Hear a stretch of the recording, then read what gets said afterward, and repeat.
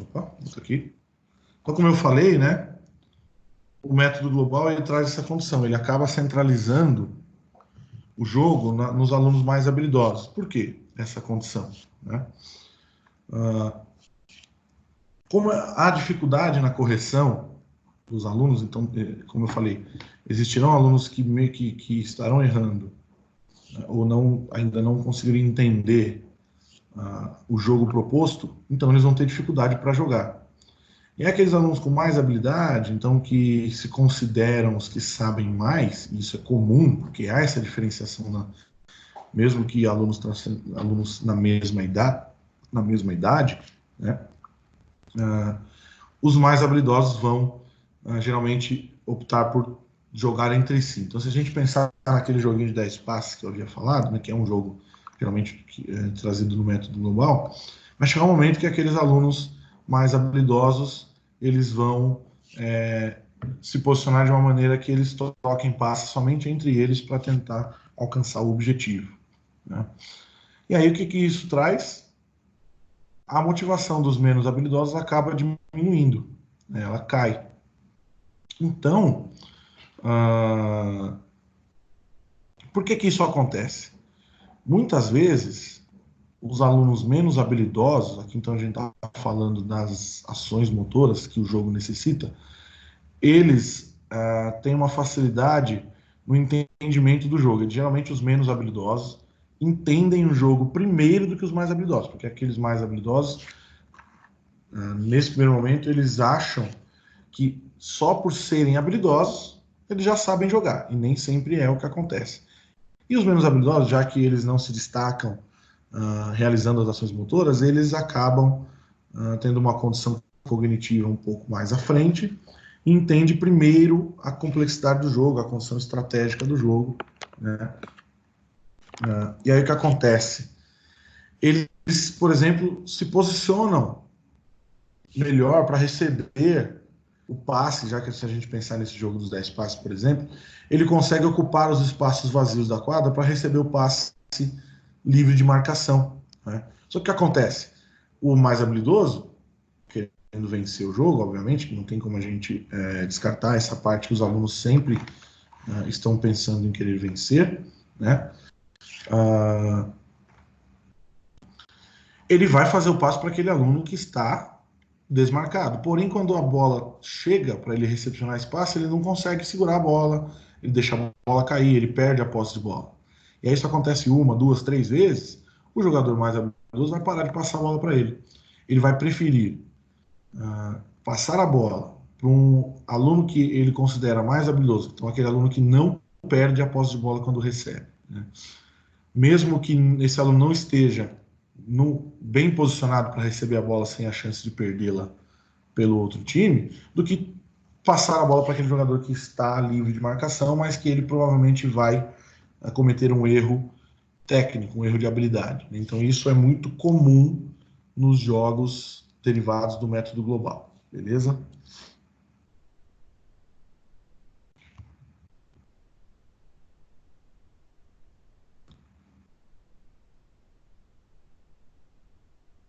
Então, seguindo, pessoal, para nós entendermos, então,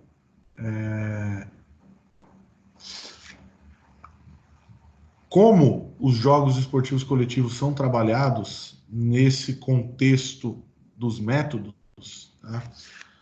Eu vou trazer para vocês aqui agora uma divisão, uma classificação do que nós chamamos de JDC, que é os Jogos Esportivos Coletivos, porque principalmente, pensando em ensino dos esportes, pelo método analítico sintético, pelo método global, nós vamos utilizar muito agora, nesse momento, os jogos desportivos coletivos, tá certo? E aqui, então, o Garganta, ele traz essa classificação dos JDC, né? Então, nós temos 3 categorias e cada categoria tem a sua classificação, né? Então, nós temos jogos esportivos coletivos categorizados em ocupação do espaço, disputa da bola e trajetórias predominantes.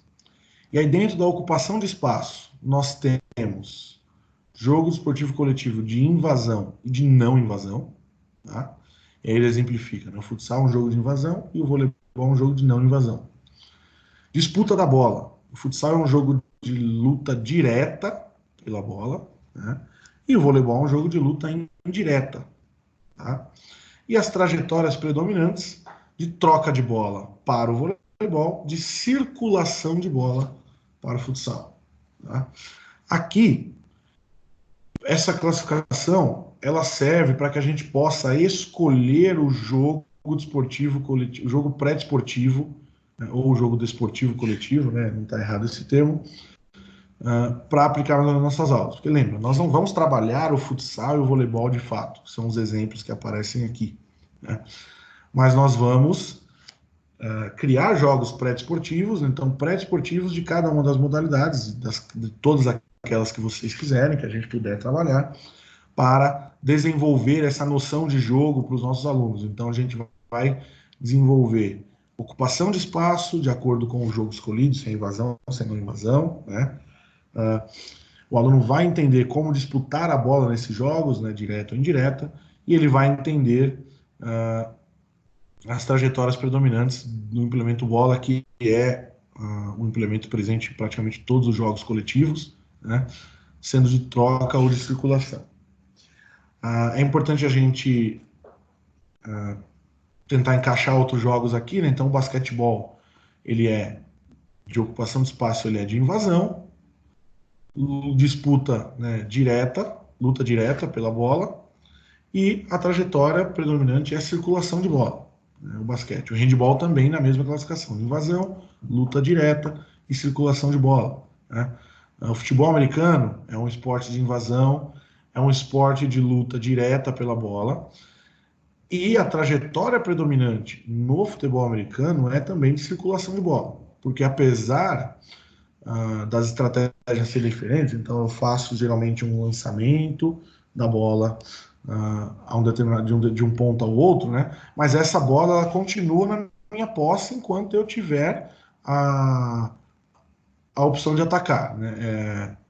Um jogo só vai ser classificado enquanto a trajetória predominante como troca de bola quando ele tiver essa característica que o voleibol tem.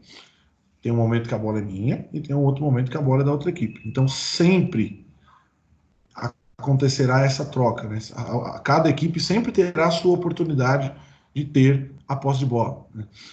Então essa condição de troca de bola geralmente ela acontece nos esportes com rede. E aí a gente vai falar até de alguns esportes individuais, né? O tênis de campo, o tênis de mesa, o badminton, são modalidades que geralmente há essa troca de bola e elas são individuais na sua essência, mas elas têm algumas vertentes coletivas, né?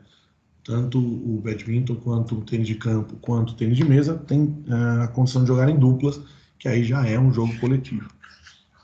Mas nos esportes de quadra, né, o badminton é um esporte de quadra, o tênis de campo é um esporte de quadra, mas os coletivos de quadra, o voleibol é um esporte de troca de bola, tá, gente? Como eu falei, aqui a gente começa então a fazer uma relação dos esportes coletivos de invasão, dos jogos pré-desportivos, perdão, né? Para que a gente possa saber qual esporte nós estamos desenvolvendo através daquele jogo pré-desportivo escolhido. Então, a queimada. A queimada é um jogo, ele é um jogo pré-desportivo, né, que eu acredito, na verdade, eu quero que algum de vocês respondam, né?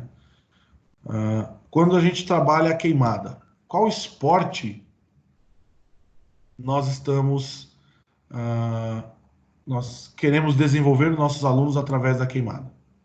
Quem responde? Preciso que vocês respondam, galera, para a gente poder analisar junto.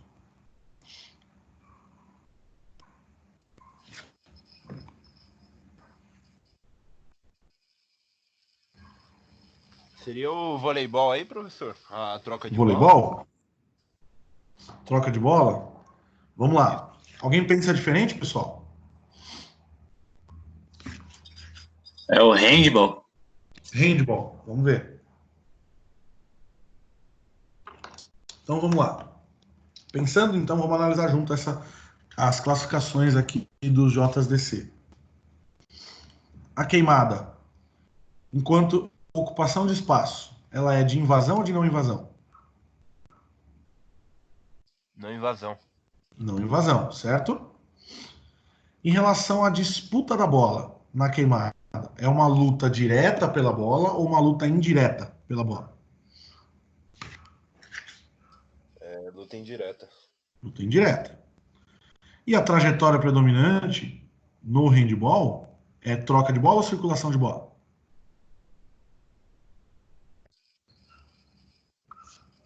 Circulação da bola aí. Circulação? Então vamos lá, pessoal. A queimada, ela é de troca de bola. Por quê? Eu não tenho uma mesma equipe circulando a bola entre si. Essa ideia de circulação de bola é um momento em que a bola está dentro do espaço de jogo, disponível para qualquer equipe conseguir ter a sua posse, né?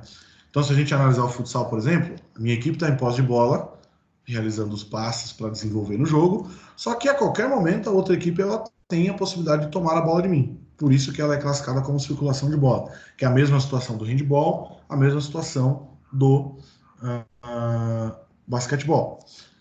Na queimada isso não acontece, né? Eu tenho a posse de bola, arremessei para tentar queimar alguém da equipe adversária, a bola é da outra equipe.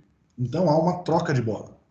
Então, se nós analisarmos a classificação dos jogos esportivos coletivos do Garganta e nós aplicarmos o jogo para esportivo queimada, ele vai desenvolver em relação a condições estratégicas do jogo, então, entendimento da complexidade do jogo, ele vai desenvolver condições do voleibol.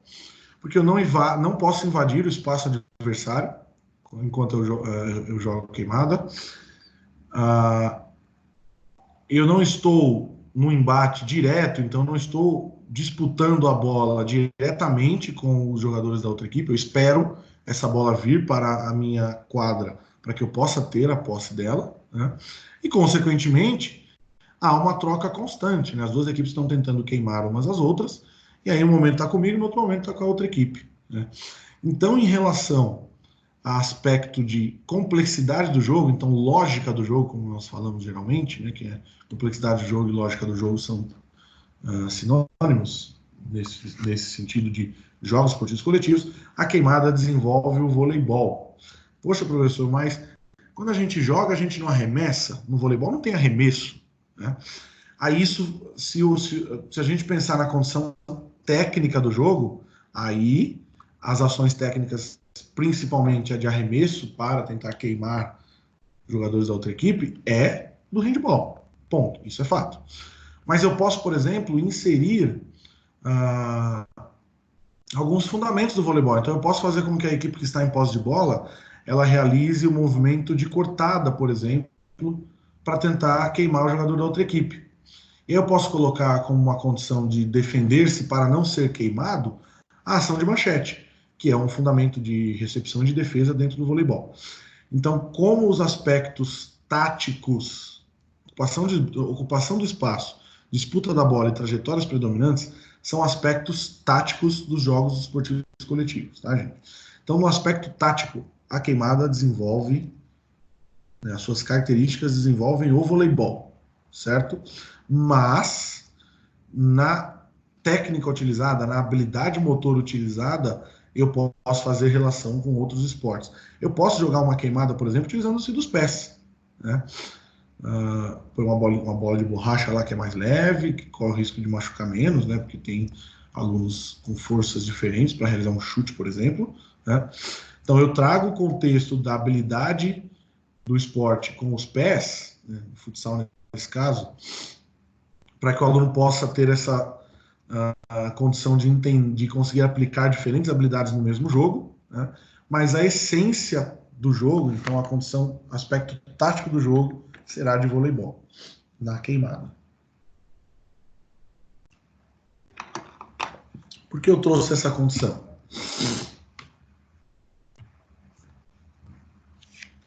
Para que a gente possa entender A relação que o Garganta faz de dimensão estratégico-tática, né, ou estratégia tática, no que ele chama de polo de atração. Na verdade, ele traz aí 3 condições, né? Polo de atração, campo de configuração e território de sentido das tarefas dos jogadores no decurso do jogo.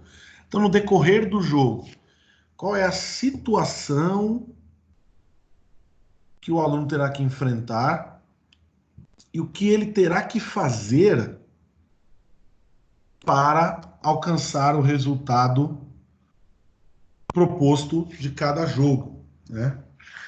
Então, trabalhar jogos pré-desportivos pautados nessa classificação dos jogos desportivos coletivos trará para o nosso aluno a situação de jogo, estratégia tática, né? E ele vai começar a tomar as decisões para alcançar os resultados dentro de cada jogo. Então, em relação à situação, ele vai falar o que aqui, né? Objetivo. Você vai ver que tá o objetivo ali, gente, porque Júlio Garganta ele é português, tá? Então esse gráfico dele está no português de Portugal. Qual é o objetivo do jogo? Se a gente analisar a queimada, por exemplo, é queimar todos os jogadores da outra equipe para que não reste nenhum, né? Aí tem o quando. Então, em que momento eu vou realizar, no caso, por exemplo, da queimada, a ação de arremesso para queimar ou a ação de defender-me dessa possível queimada, né? Então, trabalhar os jogos esportivos coletivos faz o aluno começar a analisar essas condições estratégicas, né? Em qual espaço, então, onde eu vou realizar as ações dentro do jogo para melhor trazer uma situação para a minha equipe levar vantagem, né? Como, né, de que forma eu vou fazer? Então, essa dimensão estratégico-tática que o Júlio Garganta traz é justamente 4 polos de atração que ele fala, que são o que, o quando, o onde e o como, né? Esses polos de atração, eles são a situação do jogo, e a situação do jogo é o campo de configuração que ele fala, certo? E essa última condição de território de sentido das tarefas é, de fato, conseguir realizar cada uma desses polos de atração dentro das situações para que eu possa fazer com que o jogo decorra, então, ocorra da melhor maneira, tá certo? Com o objetivo de fazer os nossos alunos entenderem a complexidade do jogo. Então, toda vez que eu falo dessa dimensão estratégico-tática, eu estou falando da complexidade do jogo. Então, dentro da situação, principalmente o que fazer e como fazer, são as habilidades motoras aplicadas para que aquele jogo aconteça. E aí o momento e o espaço, né, o quando e o onde, são as condições estratégicas táticas, né? Então veja que aqui há uma junção, né, uma interação entre técnica e tática. Não consigo jogar sem a técnica, não consigo jogar sem a tática, tá? Obviamente, se eu não conseguir aprender a unir os dois, a realizar essa interação dos dois, eu não vou conseguir jogar com eficiência. E, consequentemente, eu não aprendo o jogo. Beleza? E aí nós temos, dentro do ensino dos jogos esportivos coletivos, 2 indicadores. Indicadores de nível fraco e indicadores de nível bom. Tá? Vou falar dos de nível fraco primeiro. Nós temos, então, a aglutinação junto à bola. Então, para quem já viu, ou teve a experiência, ou trabalha, né, ou já teve algum contato com qualquer trabalho de qualquer esporte coletivo, já deve ter visto, principalmente nas idades menores, de 6 a 9 anos, um momento em que todos os alunos estão em cima da bola, todo mundo junto, né? Isso é um indicador de nível fraco. Por quê? Porque ele não entendeu ainda que ele tem que ocupar todos os espaços que o ambiente de jogo traz para que ele possa ter a vantagem de ter a bola, por exemplo, né? Outra característica de nível fraco é a condição do individualismo. Cada aluno quer uma bola para si. E isso é uma característica dos alunos de 6 e 7 anos. Eles ainda são individualistas. Então, conseguir inserir o contexto de coletivo é um processo desafiador para nós. E ainda, quando você ainda tem essa condição dos alunos serem individualistas, eles estão demonstrando, então, um nível fraco para praticar jogos esportivos coletivos. Aí, esse indicador aqui na sequência de não procurar espaços vazios para facilitar o passe tem relação principalmente com a aglutinação junto à bola, né? O aluno acha que para receber a bola, então para ter a posse de bola, ele tem que ir lá do lado do colega para pegar a bola. Na verdade, tem que ser o contrário. Ele tem que procurar o espaço vazio para conseguir receber esse passe. Não defender, né? Então o aluno só quer saber de jogar lá no ataque, só quer saber de fazer cesta, de fazer gol, de arremessar a bola no gol, não quer saber de ajudar a equipe a defender para recuperar a posse de bola. Outra condição muito importante de nível fraco, o aluno sempre pedindo a bola ou criticando os colegas, né? Isso é muito comum. Se um colega erra, e aí eu tenho numa mesma equipe um aluno que já tem uma habilidade motora desenvolvida, mais habilidoso, com um menos habilidoso no jogo, e aí a gente cai naquela condição que é característica, né? O mais habilidoso geralmente acha que já sabe jogar e não sabe em relação à lógica do jogo, à complexidade do jogo, e o jogador menos habilidoso ele começa a ter um entendimento maior em relação à complexidade do jogo. E aí então a bola está no pé do menos habilidoso, o mais habilidoso fica querendo a bola o tempo todo, e aí quando o colega erra, ele vai lá e critica o colega, né? Essa condição de criticar os colegas, ela acontece quando o menos habilidoso erra a habilidade realizada, ou quando o mais habilidoso quer jogar sozinho e o menos habilidoso percebe que isso vai ser ruim para o desenvolvimento do jogo, e aí essa crítica tende a acontecer, né? E quando a gente pensa em colocar esses alunos para praticar o jogo com um árbitro aplicando as regras, mesmo que simplificadas, então sendo nós, professores, esse árbitro dentro das regras simplificadas, ele não respeita as decisões. Aí você diz, ó, a bola saiu, a posse de bola é outra equipe, ó, foi falta, você cometeu uma infração dentro do jogo, ele não vai aceitar essa decisão. Isso mostra que ele ainda não entendeu que o jogo necessita das regras para acontecer. Em alguns indicadores de nível bom, né, dos JDC, fazer a bola correr através de passes, né? Então, a grande parte dos jogos esportivos coletivos, a essência do jogo é o passe. Então, para que eu me desloque no espaço de jogo, para que eu evolua dentro do jogo, eu preciso utilizar os passes para fazer a bola correr, nesse caso. Aí é aquela condição, né? Quem corre é a bola e não o jogador. Isso se aplica a vários esportes, a vários jogos esportivos coletivos, tá? Olha lá, afastar-se do colega que tem a bola. Então, o contrário do que acontece lá quando o nível é fraco, né?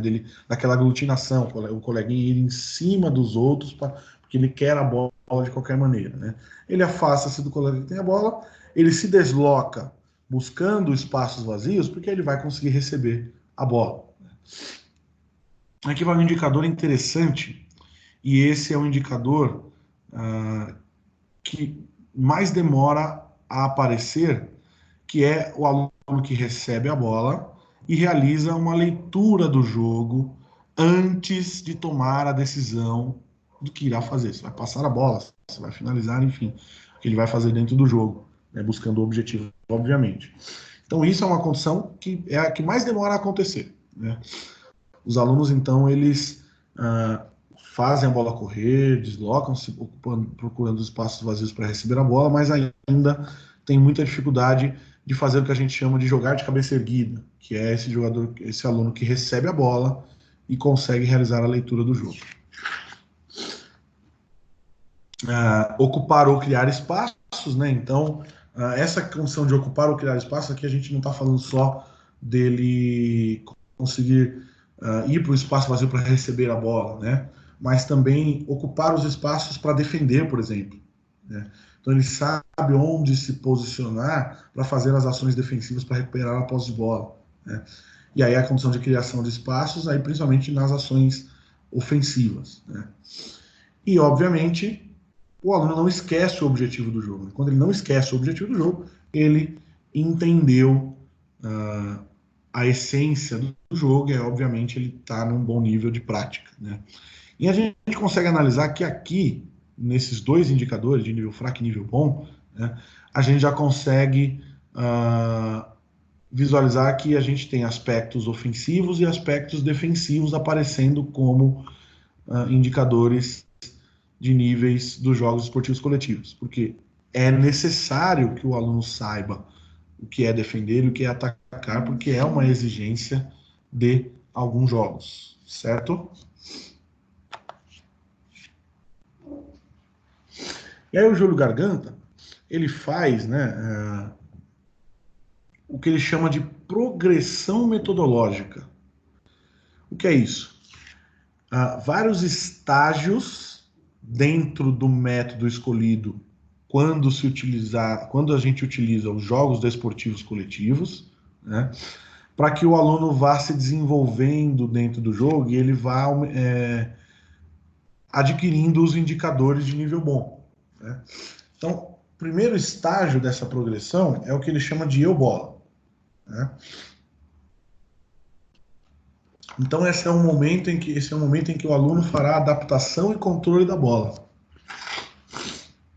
Então, aqui é o momento em que o aluno tem que observar a importância da utilização das habilidades motoras para manter-se com a bola, né? Então, como que eu adquiro controle de bola dentro daquele jogo proposto, né? Essa é a primeira relação dessa progressão metodológica que a gente tem que observar durante a aplicação dos jogos esportivos coletivos. O segundo estágio, ele chama de eu-bola-alvo, né? Então aqui, atenção sobre o objetivo do jogo, ou seja, ele já adaptou-se e controlou a bola dentro da exigência daquele jogo proposto. Agora ele precisa saber qual que é o objetivo do jogo. Então o que ele tem que fazer com essa bola dentro do jogo, tá? O terceiro estágio, bola, adversário, né? Então o que ele fala? Combinação de habilidades, conquista e conservação da posse de bola, buscar a finalização. Ou seja, o aluno vai começar a entender que ele precisa combinar as habilidades para conquistar a bola, né, recuperá-la, ou manter a bola com a sua equipe, com o objetivo de finalizar essa situação de jogo dentro daquele objetivo proposto, né? Então ele controlou a bola, utilizou esse controle para atentar-se ao objetivo do jogo e agora ele está utilizando-se dessas habilidades que ele desenvolveu para controlar a bola, para manter a bola longe do adversário e, consequentemente, tentar alcançar o objetivo do jogo. O quarto estágio, bola, colega e adversário. O que ele fala desse estágio? Desmarque, passe e jogo a dois. Ou seja, é a famosa situação da tabela dentro do jogo, né? Então eu faço o passe para o meu colega, saio da marcação do adversário para receber o passe numa situação de espaço vazio sem marcação. Então, situações aí de joguinhos 2-2, como eu comentei, então eu coloco 2 jogadores contra 1, por exemplo, né? E aí um vai ter que se desmarcar para receber o passe, consequentemente, aquele jogador que recebeu o passe vai conseguir se colocar num espaço dentro do jogo sem marcação e recebe o passe novamente. Veja que aqui, no eu, bola, colega, adversário, eu já começo a desenvolver no meu aluno a ideia de trabalho coletivo, tá? O quinto estágio, eu, bola, colegas, adversários, né? Então, olha o que ele fala aqui: criação e anulação de linhas de passe e coberturas, né? Então, aqui já é um trabalho com mais colegas de equipe, né? Fazendo, então, nas ações ofensivas, a criação de linhas de passe. Então, os meus colegas que estão sem bola nesse momento, deslocando-se pelo espaço de jogo para dar a opção de passe para aquele que tem a posse de bola. E quando nas situações defensivas, né, anular as linhas de passes criadas pelos adversários e, quando não conseguir anular essas linhas de passe, realizar as ações de cobertura para evitar que o adversário tenha uma situação de sozinho com posse de bola para alcançar o objetivo do jogo. E o último estágio, eu, bola, equipe, adversários, ou seja, o jogo formal, né? Então, essa progressão metodológica do Júlio Garganta, ela é muito pautada no caminho que a gente toma quando escolhe o método global, né? Já que ele utiliza-se de jogos simplificados até o jogo formal. Então, os jogos desportivos coletivos estarão muito presentes no método global, né? Essa progressão metodológica é pautada nesse sentido. Então, eu começo lá num joguinho bem simples, onde o aluno vai, ele e a bola, fazer algumas ações, e eu vou aumentando a complexidade desse jogo de acordo com o feedback que o aluno vai me dando de desenvolvimento do entendimento do jogo, até chegar ao último estágio aqui, que é o jogo formal, onde ele já consegue aplicar os princípios do jogo com menos interferência nossa e entendimento principalmente das aplicações das regras para que o jogo possa acontecer. Beleza, pessoal? Tranquilo até aqui? Alguma dúvida?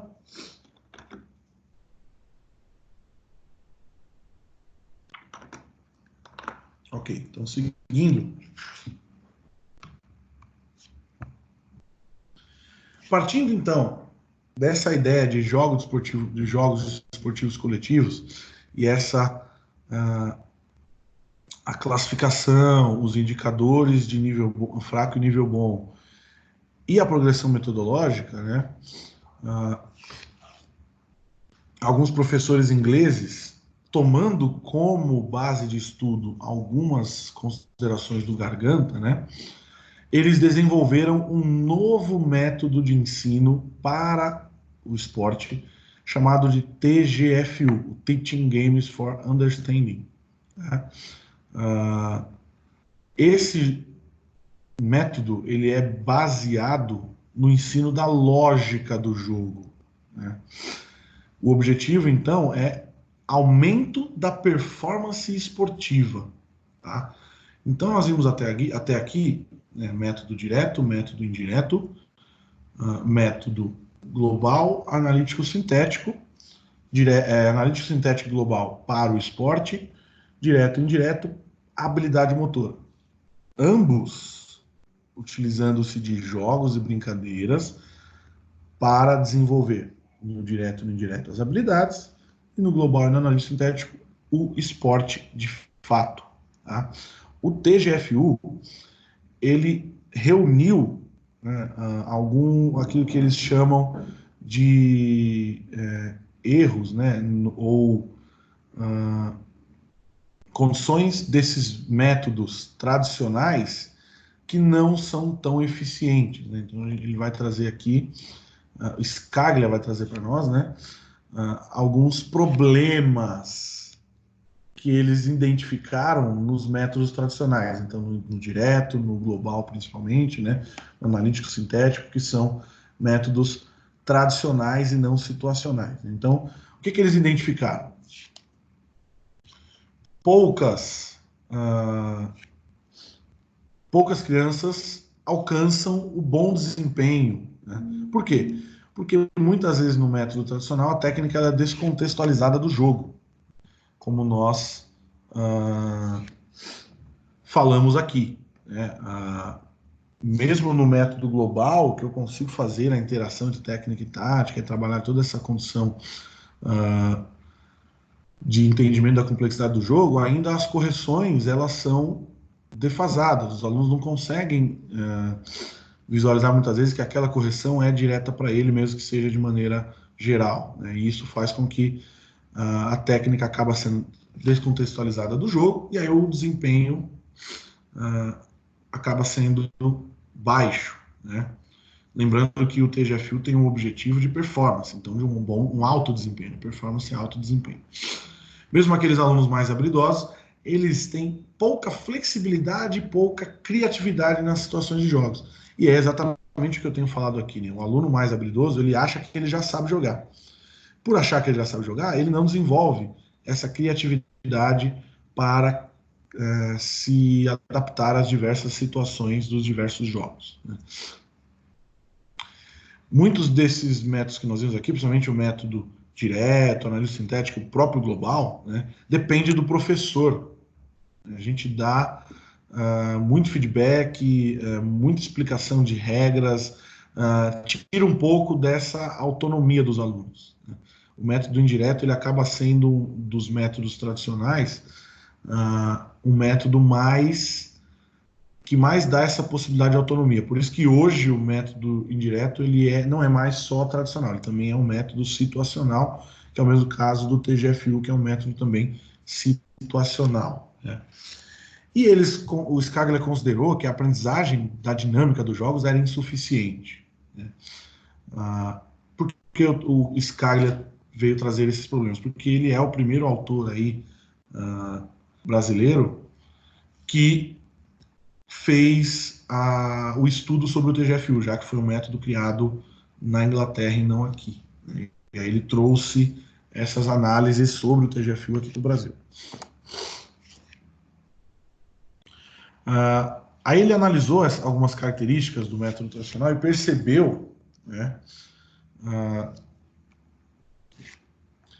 que o foco está, então, nos componentes táticos e na tomada de decisão para cumprir uma meta, né? Nesse sentido, eles não pensaram, então, em ensinar, organizar esse ensino através das modalidades esportivas, né? Então, como nós vimos aqui, principalmente no método direto, no método analítico sintético, né, a gente utiliza os esportes, todas as modalidades esportivas de maneira geral, como base para a iniciação esportiva. Então, mesmo que o TGFU traga uma visão diferente, não está errado, porque até no próprio TGFU, em algumas propostas, em alguns exemplos, ele vai trazer as modalidades esportivas como base. Então, elas continuam sendo base. A diferença, né, é que aqui eles estão centrados no componente tático e na tomada de decisão, né? Não é diferente um pouco do que são os métodos tradicionais, tá certo? E aí, o TGFU ele tem uma divisão, uma chamada de divisão original. Então, ele tem 4 divisões para que a gente possa trabalhar os esportes através da lógica deles. Então, aqui o aluno vai aprender o aspecto tático para a tomada de decisão primeiro. Então, os autores começam a trazer aqui no TGFU uma condição dizendo que o aspecto tático ele é mais importante para a tomada de decisão do que trabalhar só a condição de habilidade, já que teoricamente a habilidade está descontextualizada dentro do jogo. Ou seja, eu já não vou mais no TGFU trabalhar a habilidade isolada, né? Ou como o analista sintético faz, ou como o método direto ou o método indireto fazem, né? De trabalhar só a habilidade fora do jogo. Não. O TGFU vai trabalhar sempre jogos e a habilidade dentro do jogo, né? E aí a primeira divisão do TGFU é trazida como alvo, né? Então os jogadores pontuam ao transportar obstáculos para levar seus objetivos ao alvo pré-determinado. E olha o esporte que eles trazem aqui como exemplo, o golfe, né? Então o golfe é um esporte de alvo. Então eu tenho que transportar, né, a bola através de alguns obstáculos, né? Quem sabe conhece um pouco do golfe sabe que tem alguns obstáculos no campo, né, de golfe. O objetivo é vencer esses obstáculos e levar, então, a alcançar o objetivo pré-determinado. Então, toda vez que eu pensar em algo relacionado a um alvo, aí eu não preciso sempre pensar na modalidade esportiva. O Scaglia traz esse exemplo do golfe, mas eu não preciso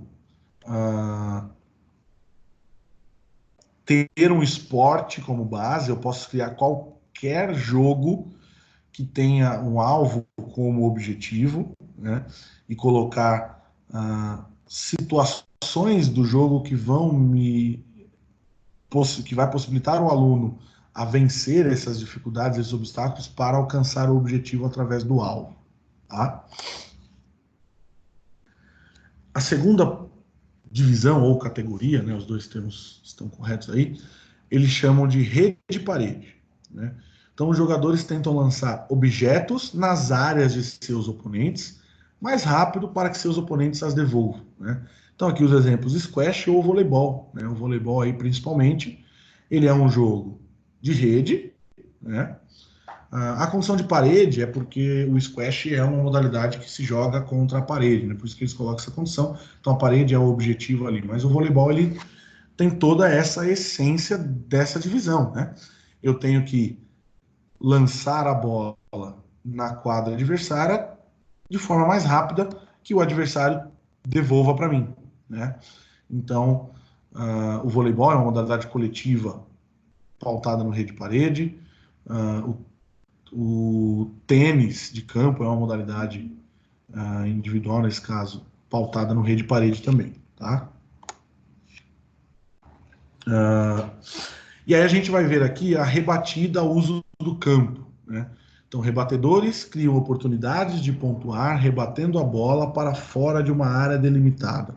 Ou rebatedores pontuam ao correr entre as áreas sem a bola ser pega pelos adversários. Ou ainda, quando a bola alcança as áreas seguras antes dos rebatedores. Né?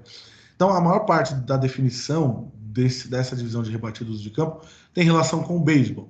Né? Então, o beisebol tem essa condição de rebater, né, jogando a bola para uma área delimitada, fora da área delimitada, que isso faz com que os recebedores das outras equipes não consigam ter a bola, né? Ou os rebatedores também pontuam correndo aí, no caso, entre as bases. Então, essa divisão de rebatidos de campo ela foi muito pautada no jogo de beisebol. Né? E aqui, veja, ele também traz o tênis. Né?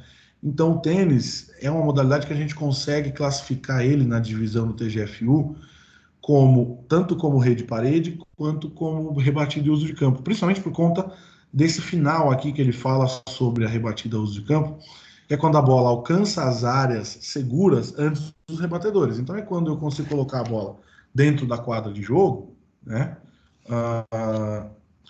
no espaço em que o jogador do outro lado não vai conseguir defender ou devolver essa bola. Né? Não precisa ser necessariamente jogador do outro lado, falando se for o tênis, né? Mas outras modalidades também trazem essa condição da rebatida ao uso de campo. E a última divisão do TGFU é o território invasão. Tá? Então, os jogadores pontuam ao avançar dentro da área do oponente com um alvo específico. Ou ainda, os jogadores sem a bola evitam que o oponente marque pontos sem marcar uma falta. Então, aqui ele fala do futsal, do basquetebol, né?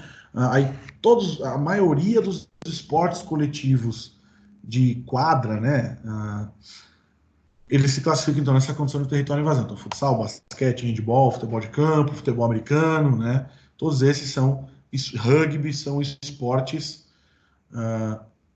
que a gente pode usar como exemplo para o TGFU, que se encaixam na divisão de território invasão. Mas o que é importante a gente analisar aqui, né?